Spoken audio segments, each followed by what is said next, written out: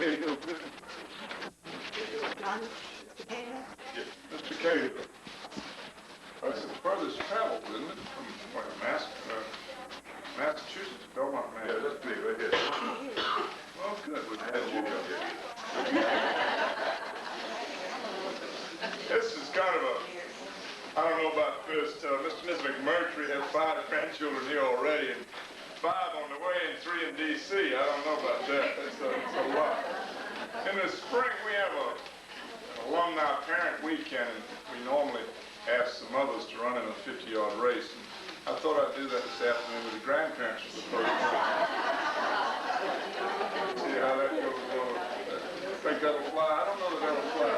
Okay? Yeah, it was worth mentioning. The schedule, I don't know that you have one, but we have the play today, right now at 8:30. And then we want you to visit the classrooms, and I will have the students out in the hall to get you where you go. The main thing would be to say what grade your child is in to those students, and then they'll ferret you right into those places. There was a maypole dance outside at 10:15. Of course, these times are approximate, you know that with kids. At 10:30, I've got to start all over with middle school grandparents and go with their program here. You're, of course, welcome to come and see that. And then we're going to start lunch in shifts. It's a brunch, starting at 10:30 with 4K and 5K. And then work our way down in half-hour steps right straight to the schools. But again, I want to repeat that we're pleased to have you here. Mrs. Campbell, Scott Campbell's wife, has a horse running in the Kentucky Derby tomorrow, and she was going to fly home today to come to this, but her little daughter's outside right now. And then Scott said she couldn't do it because they have an owners meeting tonight this afternoon, so she said she'd rather be here. So united in force. But we're glad you're here. Thank you for coming. There are a couple of more seats over here. Come on, there's some more seats over on this side. Thank you, Mr. Walker. Doing all right, Southern? Very fine. Thank you. Am I doing all right? You got a great morning. There are some seats. Come on, there's a line down that side. Yes, ma'am. There's some more seats. Come on, please. Come through this way. The seats here, 3, 4 here, and 1 more, 2 more, 3 more over there.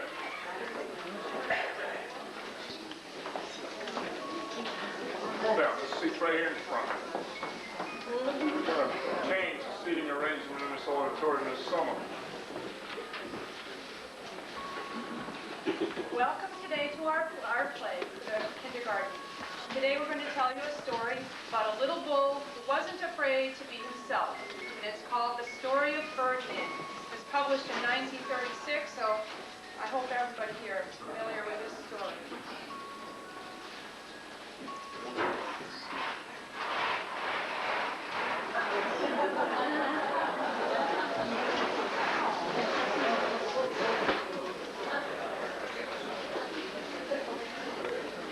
Once upon a time in Spain, there was a little bull, and his name was Ferdinand. All the other little bulls he lived with would run and jump and butt their heads together.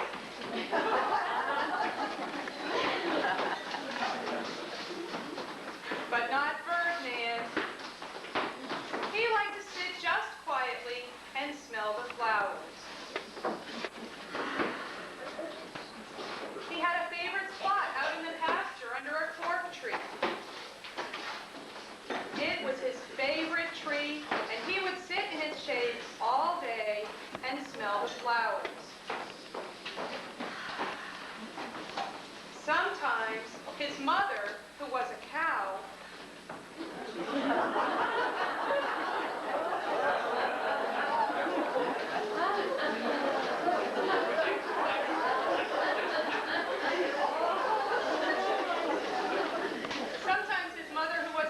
would worry about him. She was afraid he would be lonesome all by himself, and she would say,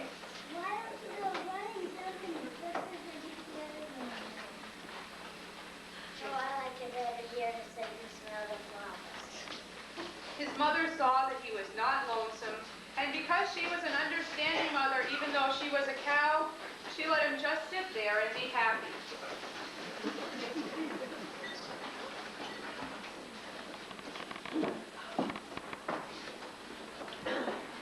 As the years went by,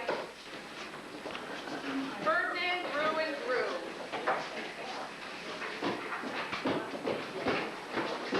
Until he was very big and strong. All the other little bulls who had grown up with him in the same pasture would fight each other all day. They would butt each other and stick each other with their horns. What they wanted most of all was to be picked to fight in the bullfights in Madrid.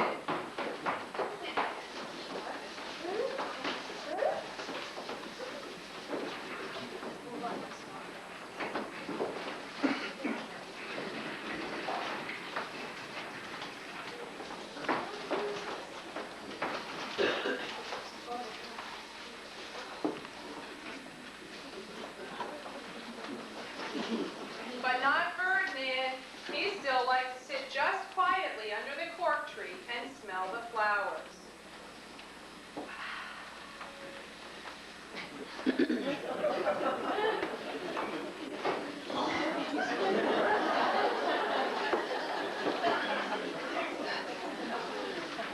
One day, 5 men came in very funny hats to pick the biggest, fastest, roughest bull to fight in the bullfight in Madrid. All the other little bulls ran around, snorting and butting, leaping and jumping, so that the men would think that they were very, very strong and fierce, and pick them. Ferdinand knew that they wouldn't pick him, and he didn't care. So he went out to his favorite cork tree to sit down. He didn't look where he was sitting, and instead of sitting in the nice, cool grass in the shade, Ferdinand sat on a bumblebee. Well, if you were a bumblebee and a bull sat on you, what would you do? Sting him. You would sting him, and that is just what this bee did to Ferdinand. Wow! Ferdinand jumped up with a snort. He ran around puffing and snorting, butting and pawing the ground as if he were crazy. The 5 men saw him and they all shouted with joy.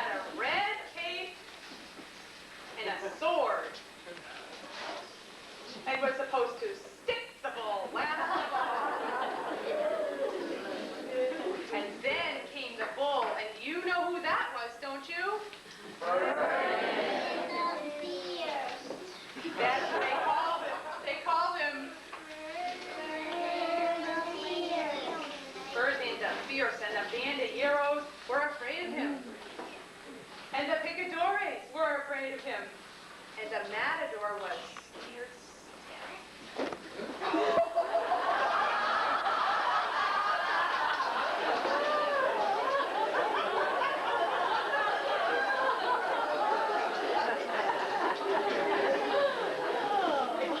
Ferdinand ran to the middle of the ring, and everyone shouted and clapped because they thought he was going to fight fiercely and butt and snort and stick his horns around. But not Ferdinand.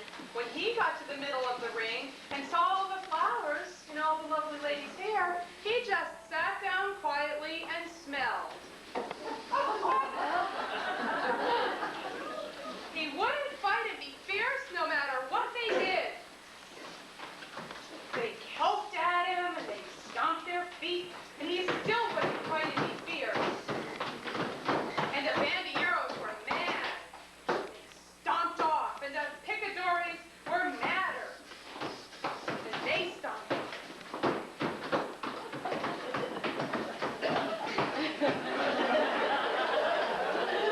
And the matador was so mad that he cried.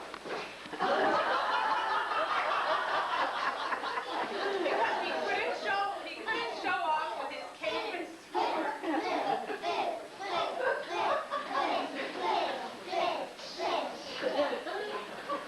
He threw his cape down.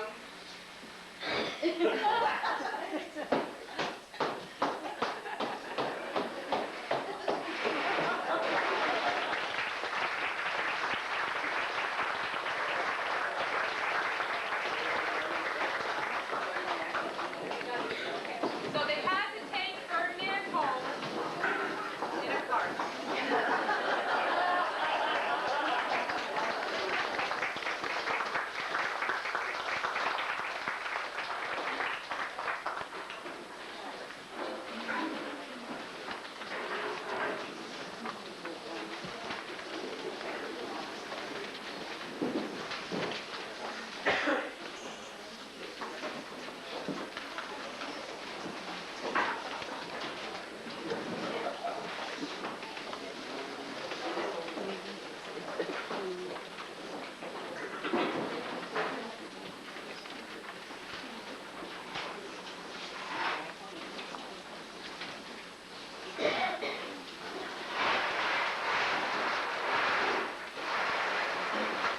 And for all I know, he's sitting there still, under his favorite cork tree, just quietly smelling the flowers.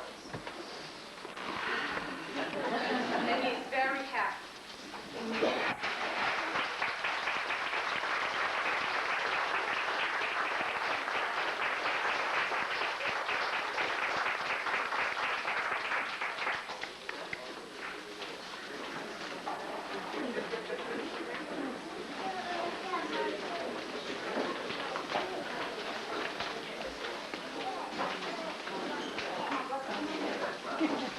Mama, I'm dead.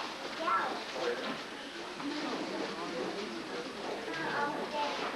I'd like for Joanne Walker to come out front, please.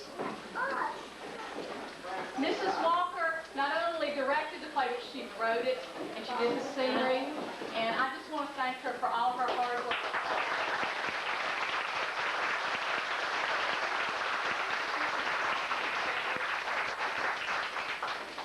Miss Hamilton. And of course, Miss Stoffer, Miss Edwards, and Miss Hamilton helped them practice every day. And all of you parents, thank you so much for the costumes. That was wonderful, so much hard work.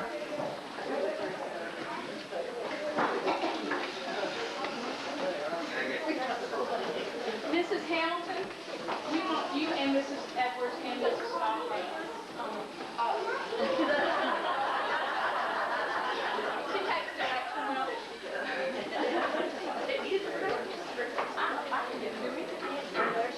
There you are!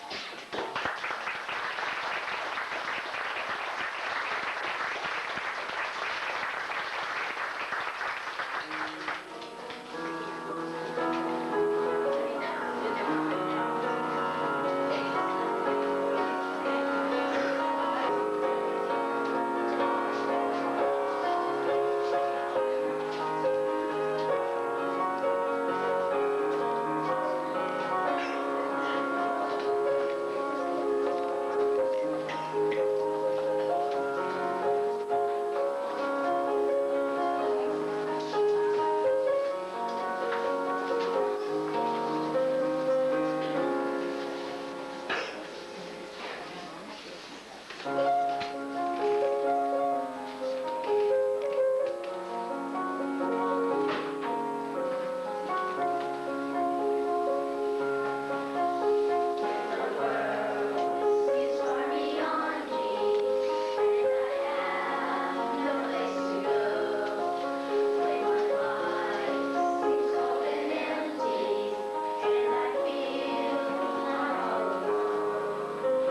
a song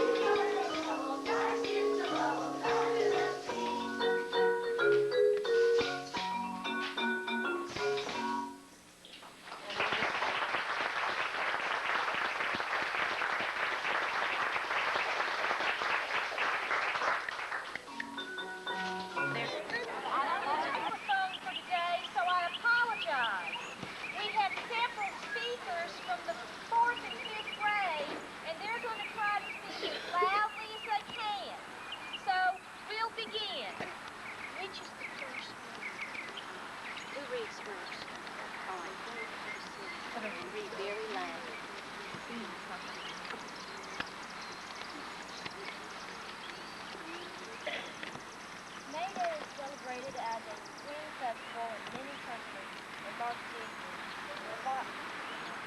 revival of life and early spring after winter. It may have begun with the tree worship in New Age, or it may have begun in ancient Egypt or Indian times. From England and many of the times, May Day was a favorite holiday. Gathering spring flowers to decorate the homes and churches. The same spring carols and Easter gifts. They filled the streets with sweet and mellow. Winter spring told of light in Italy, the boys serenaded their sweethearts. Switzerland, the May pine tree was placed under a girl's window. In Germany, boys secretly planted May trees in their sweethearts' windows. In Czechoslovakia, boys placed May poles in the windows of their sweethearts. In France, May Day had religious importance since May was considered sacred to the Virgin Mary. Girls were made queens in their churches and led processions in honor of Mary. In the United States, the Puritans frowned on May Day. As a result, it was never celebrated with any enthusiasm and warmth. But in many places across America, including here in Aiken, children celebrate May Day and the return springs with singing and dancing around the maypole. Maypole dancing has been a tradition since the founding of Aiken School in 1933. May School had a May party which was hosted by the graduating class. Each year of May celebration is May School and the Aiken Preparatory School emerged from May Day. So May Day was brought on the education.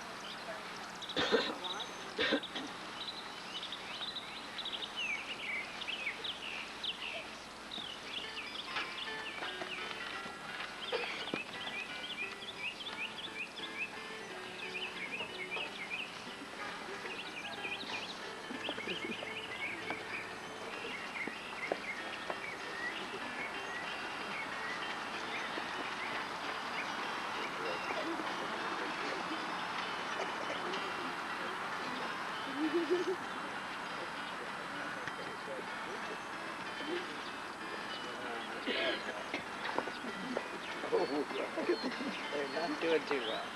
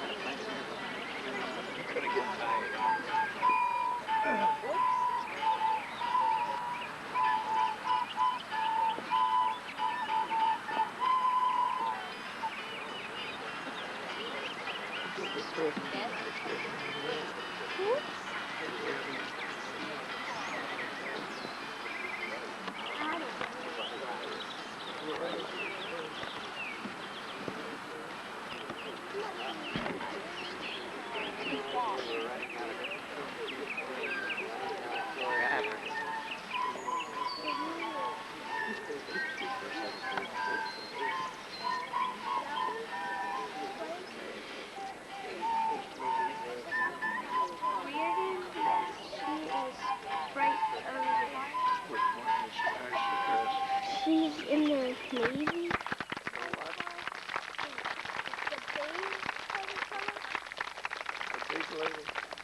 No.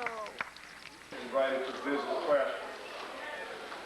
Now, the majority of our 6th, 7th, 8th, and 9th grade classrooms are on this floor, so that makes life easy. Science is in a separate building out through the library. As a basic group, well, they mixed all of them. Come on in. And then at 12:30, we're going to have lunch in the dining room. I'm about to leave here right now and go down to the dining room. You're fortunate. I have over 100 grandparents visiting K through 5th grade. It's well over 100. And the dining room is going to be an interesting problem in logistics. It's going to be interesting. There'll be a lot of people that are not going to eat lunch in the dining room today whose grandparents are not visiting. But first of all, welcome. We're glad you're here. We're glad you have the interest in your grandchild to make it here. I know a lot of you have come a long way. There were voices, grandparents that come from Virginia, and I think in Atlanta, Tennessee. I think this is wonderful support for your grandchildren. And believe they're excited. The lower school did a one-act play on Ferdinand smelling the roses. I thought it was wonderful. Everybody laughed, and it should. But it's good to have you here, and it's good to have these periods performed for you and let you see in action. If you have anything that you need, be right here. Again, welcome. Mrs. Small, I'll turn it over to you. And you okay with your hands? All right. And then I'll duck out of the way. Oh, get out of here. Yeah.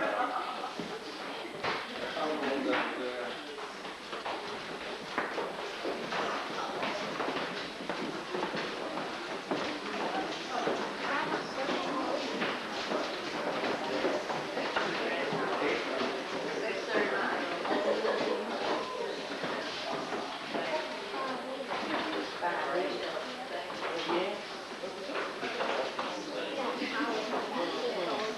Grandparents are very special people to all of us, so we thought we'd put together some of our memories of our grandparents to share with you all.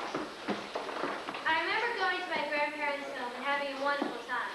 The drive there was always interesting. My two sisters and myself fighting and picking on each other. She's touching me, and Mom and her stop were often heard, and the car was bursting with questions. Mostly when and why. We only visited during the holidays, so it was that much more of a big deal. We couldn't wait. We counted the weeks, days, and eventually hours until we were to arrive on the doorstep of their big white home in their quiet little town. We'd hug everyone and talk for about 5 minutes, and then we'd disappear off into one make-believe world or another. Out of my whole family, I only have one cousin my age. We used to tear around and get into all kinds of trouble. But there was one time I remember when we really got in trouble. I believe we were visiting for Christmas. My cousin, Robbie, and myself were running around looking for something to occupy our 6-year-old minds. When we ran into the kitchen, there, on the table, steaming hot straight from the oven, was an apple pie, just waiting to eat. one glance, and we were off to get the pie.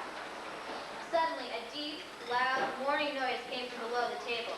There lay my grandparents' mean, grumpy, hateful dog, Taffy, who was not going to let us get anywhere near that pie. But the grumpy old dog was not going to stop my cousin from that pie. He disappeared into the dining room and returned dragging 2 large chairs. He lined them up, making lines of pie. There still was about 2 feet from the chairs to the table. Enough for Rob to jump, but not me. He laid his body from the chair to the table, thus making a human bridge for me to cross. I shimmied across and helped him over. There sat our prize, the pie. With 2 hands, we jumped in. Just our luck, in walked our grandmother. You never heard so much yelling. We had to clean up our mess and spend the rest of the night helping our grandmother bake a new pie. Needless to say, we had not a piece of this one. I remember one thing about my grandfather. I remember being at his house in the woods at night. He and I were watching TV when we heard something at the door. My grandfather thought it was a burglar and grabbed his gun. He raced to the screen door. Then there was a noise in the kitchen. He raced to the kitchen, mumbling words about crazy people in the area. He was relieved to find an old raccoon in the garbage. I remember this because he was playing with seeing him run around. The most memorable thing that my Nana has done for me is give me her wedding ring. It is the ring that I prize most. She gave it to me because I always wanted to play dress up with that one ring. She gave it to me when I was old enough to understand not to play dress up with a wedding ring. I will probably save this ring until I get married. This way it will be even more special to me. When I was born, my papa gave me a necklace. It was a locket. On the front, it has my initials, L-E-G. On the back, it says, from Papa. I prize this necklace most because my papa gave it to me right after I was born. This will also show on my wedding dress when I get married. I will remember my granny because, by the way, that she always makes my favorite desserts for me when I come over to her house every Saturday. I have special memories for all of my grandparents. These are just a few. My grandmom's late. I go to Florida around twice a year to visit my grandparents and cousins. Last year, as usual, my grandma had a lot of parties. Sometimes my cousins came, and we mainly avoided the adults. We're usually the 45 and up club. My 5-year-old cousin, Tiernan, who's pretty much the rising female gossiper, asked my cousin Scott and I to ask her grandma to take off her wig. We laughed and walked off. In about 20 minutes, we heard a yell followed by a ton of laughter. We ran in to see what the commotion was. We saw that the wig used to cover my grandmom's thinning hair was on the table. We went in the other room to find Shannon, but she wasn't there. We searched and searched and finally found her under my grandparents' bed. When I was little, I didn't know any of my grandparents very well. They were the people who I saw just for Christmas and Easter. I moved here about 5 years ago, and now I see my grandparents all the time. I've gotten to know them and enjoy their company. They come to my games and other school events. It is really nice to always have a band of people supporting you. They're wonderful people. I only wish we hadn't wasted 2 years living apart from each other. The Blazing Bacon. One day, a few years ago, I was staying at my grandfather Mac's cabin, located in Eddy of the Lake. It's on Stills. It was summertime, and my mom was working. The last few days before school started, I did my summer homework. It was grandfather's idea. I remember that I was on column number 16, my 4th grade math book, when I heard a ding. It was the toaster's bell, telling me my bagel was done. I should tell you, I forgot all about the bagel. Well, it happened to my bad luck, that when the pitiful bagel finally popped up, it was on fire. Now, I haven't mentioned that this was a real old toaster that shot himself into the air. I had practically every appliance was run by gas. Well, the bagel went in on the stove, which I left on last night, cooking macaroni and cheese. And a nice blaze started on the west side of the kitchen. The fire caught into the coffee critters, which flew into the window table, catching my prized home with the fire. I just lost a lot of respect for that first day of school. Then it exploded onto the rest of the cabin. I ran out, turned on the TV, and floated. My grandfather came home just then, after buying gas for the lawnmower. The grass was now so dry that even the fire caught into the grass, which exploded with the lawnmower. What a waste of gas. His expression went from, "Hey, TJ," to, "Oh my God, what the heck is he doing now?" to, "Holy cow." He then walked, actually, it was part walk, part jog, to the cabin.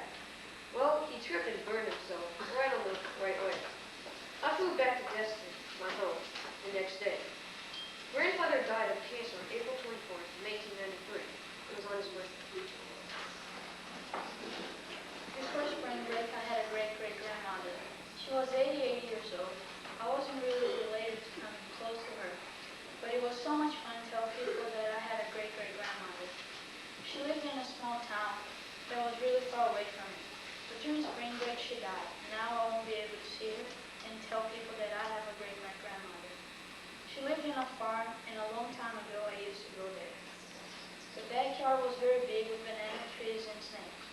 Every morning I woke up with the birds and I had warm fresh milk from the cow. She made her own soap and she made cheese. The kitchen was huge with a very big table. The stove used wood to cook, not gas or electricity. We used to make kites to fly them. When my great-grandmother wanted me to take a shower, I would run away and she would send my cousins after me. I would run everywhere in the village. Unfortunately, my grandmother died 2 weeks, 4 years ago. It was very hard on me because it was during the celebration of Grandparents' Day. I can very much remember other parents with their grandparents, and my grandmother was dead. Now, 4